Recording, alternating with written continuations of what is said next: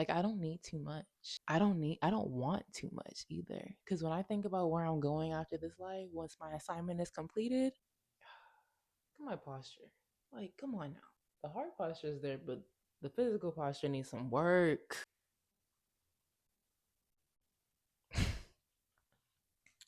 No, no, no, no.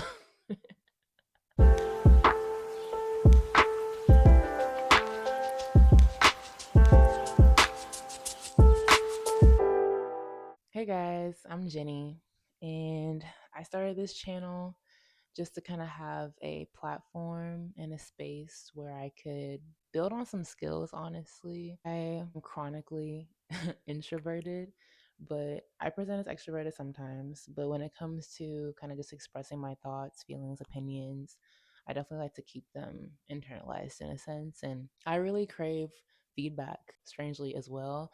So, yeah, I really wanted to join the YouTube community and put my own thoughts out there. So that's kind of what this channel is about. There's a little more to it, but I'll reveal that as we go. And yeah, I'm just breaking the ice for me personally. This is probably my 15th video of the past few months that I've practiced. And I think this one's going to hit the market.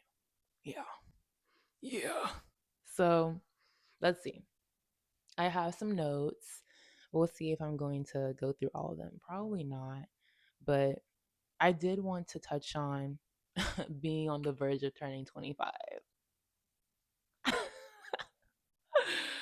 Oh my gosh. I never thought I would be where I am turning 25. I feel like there's a lot of things I haven't done yet. And there are things that I have pushed off. And now that I'm 25 or about to be 25, it's like, dang, I wish I really got on top of that and, achieved that or experienced that. But there are a lot of things that people are always going to feel like you're behind in just because you're turning a certain age.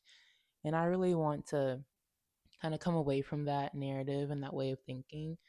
So I don't know, turning 25 sounds so serious, but I think my peace that I've began to come into a lot more is helping me be okay with where I am currently and where I'm actually going because we're moving forward. We're not stagnant at all. So I'm just okay with where I'm going right now, regardless of turning 25 in like 3 months. Understanding my own thoughts and opinions in the absence of friends. Post grad feels. Not gonna lie, I think it's really easy to not realize when you're in school or like around other people 24/7 that you're kind of adopting their ways of thinking or just like their mindset. And not to say that their mindset is bad or you shouldn't, adopt good things, with whoever it's coming from. But when you move home or like separate yourself from people for a while, for longer than you had before, it really forces you to understand and know what you actually believe and what actually sat with you and what kind of just floated with you because of who you were around and who you were talking to on a regular basis. I'm so sorry I'm shaking this camera, but yes, I think moving back home, yes, I'm at home in the presence of my mother and my brother whom I love so dearly, but moving home has just really allowed me to sit with my thoughts and just kind of understand how I process things. Not to say I wasn't doing that in school, but I've been able to do it to a much higher degree now. And I think I'm really starting to understand things in a way that I didn't. And I don't know, it's weird. Like, I guess I challenge my thoughts a little more too, especially the thoughts that I had before that I no longer have now. So that's been really interesting.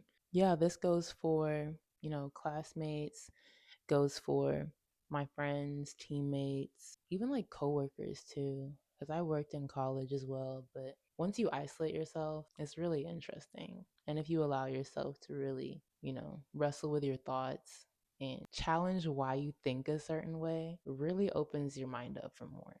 So, some advice. I don't know. What else do we have here? What really matters to me? I don't think it's money. I don't think its status. Yeah. Whenever I think about what people aspire for in this life, the fancy car, the fancy house, the husband and kids, and I don't know, the stock portfolio, whatever it is, 5 vacations a year, I think not that I don't want a beautiful life. And I think some of those things for me still represent a beautiful life. Like, I want to have a great career. I want to have a trustworthy guard. It ain't got to be nothing crazy. I want, a beautiful husband with kids. I want us to be financially stable to where we go on at least 1 or 2 vacations out of wherever we're living a year. That would be beautiful. That would be really nice. I want to be able to take care of people around me and not feel like I can't take care of myself too. Like, I want that stability. Absolutely. My thing is, though, I think maybe it's part of just being realistic in the current economy we're in right now, but there's just, I don't feel like money, a certain amount of money and status are what I need to be happy. And I think everybody realizes that at a certain point. I'm just starting to realize that I'm starting to realize how simple I am. I've always kind of regarded myself as a really simple person, but since I've moved back home after college, I've just been like, I don't need too much. I don't want too much either. Cuz when I think about where I'm going after this life, once my assignment is completed, disclaimer, I'm a believer in Jesus Christ, but I don't really think that you should tie into too many things on this earth. I feel like essentially it's a waste of your time, and that there are things that matter more. And if you zone in or focus too much on things like that, it just takes away from what really matters. But just a thought. What else we got, y'all? Maturing is realizing when a dream cannot be fulfilled and leaving space and faith for one that truly can. Honestly, I think I'm gonna, when I make these videos, I think I'm going to just, these are notes, y'all. These are notes from my content packet for YouTube. But the way I write things sometimes is like, dang, like, my gosh, why you reading yourself like that? But it's necessary. My dream that I'm referring to is my track dreams.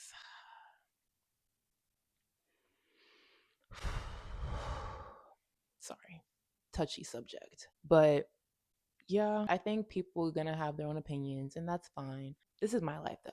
And when I think about how set I was on being an Olympian, competing internationally, professionally, jumping like 50 feet, triple jump. I was a triple jumper. I was like, my dreams, like my aspirations, all of these things regarding just getting to the highest level in my sport, in my event, was also attainable to me. And mindset wise, I was gonna get there, and I think I really was.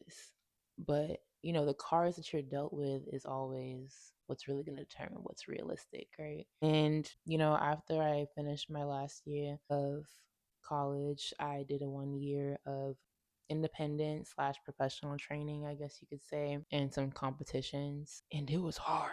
Oh, it was really hard. It was. I was juggling, at one point, I was juggling 2 jobs, my graduate program, and practicing. And then that was in the fall semester after I graduated from Rice. Yes, Rice University. Go Owls. But then in the spring, when season started, I was still working. I was about to end one of my jobs. So then I just had my main job in track and school. So that was the very first meet. This is what told me this is going to be really difficult. And the cards that I'm dealt, they were looking real big. And I was like, okay, now I'm understanding. Maybe this isn't going to work. I'm going to tell you a little story time. It's really short. But yeah, I was training like 3 or 4 times a week for context. My program requires like a lot of time. And let's just think about how I work a full-time job. So coming back from work, the work I do for context as well. I'm a registered behavior technician. I work with kids with autism, beautiful babies, love them. But the job is very mentally and physically taxing. So it can be a lot on all of my systems, my nervous system, everything. So, training was a little more difficult than it was in college, right? I also have my work brain for school too. So everything's just loading up.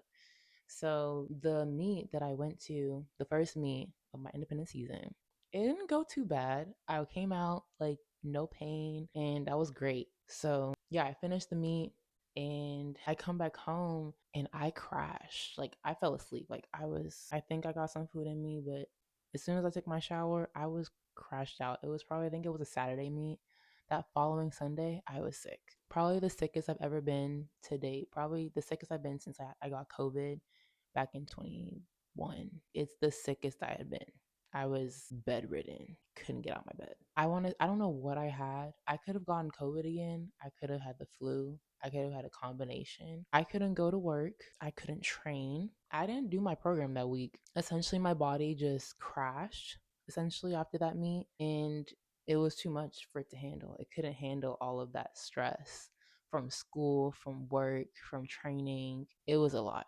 And it was kind of just the first wake up call to me saying, I know you really want this dream, but baby, there are other things that the Lord has for you. Even if this were to work, He was going to have other things for you anyway. So if this doesn't work, don't feel like, you know, it's closed curtains, because it's not.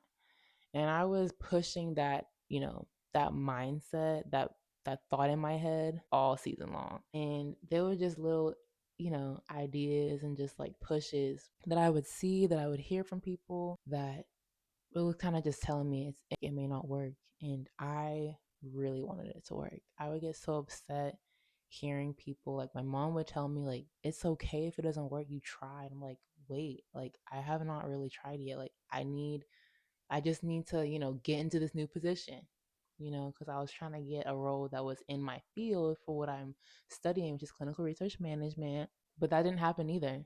I was hoping to start a position in clinical research in my spring semester, my first spring semester. When that didn't happen, I was like, oh my gosh, now I'm behind. Now all these plans with track is not going to work, because I was hoping I would get a job that was going to not be as physically and mentally taxing as the one that I'm in right now, because it doesn't work with track. It just doesn't. I promise you, it's hard for those that do it, that you're an RBT and you're doing professional track or professional anything. I commend you, because it's not for the weak. It's not for everybody. But yeah, I got to that point where I kind of it was just becoming real for me. Even when I think about treatment, accessibility to, I didn't have the treatment that I was having in college. I couldn't afford it. And even the time to kind of just rest my body, the way I would get up, do some of my program work, go to work, come back, train, maybe go to the gym, come back home, make dinner for everybody, do some work. And it's like, I'm passed out and it wasn't working. And that was a really long winded story, but it all goes to say that I had to leave space for my faith and for God to kind of just show me what truly can be fulfilled. And if it's not going to be track, it's going to be something that's even better for me, for my story, for me. So, yeah, I just wanted to put a cute little snippet as to why, this channel is really important to me. And I'm really hoping that I stick to it. I think I am going to stick to it. Lord is my witness. I'm going to stick to it. Y'all are my witness. Keep me accountable, please. My accountability, brothers and sisters. Like, I just want to show my personality, I want to show just me. I don't want to feel like I can't be myself outside of certain parameters. And I really just want to practice boldness and confidence and obedience. And I think content creation is such a beautiful thing to use in terms of, getting all those things down. So, yeah, this was an amateur video, maybe. I'm not going to say that. I'm really happy I did this video. I think I did good. I don't want to say that either. I really hope y'all enjoyed this content. There's more to come, I promise. I got a content packet right here. You couldn't see anything, but I promise you this word's on there. We're going to see how this, shapes up. I'm really excited, and yeah, hope to see y'all in the next one.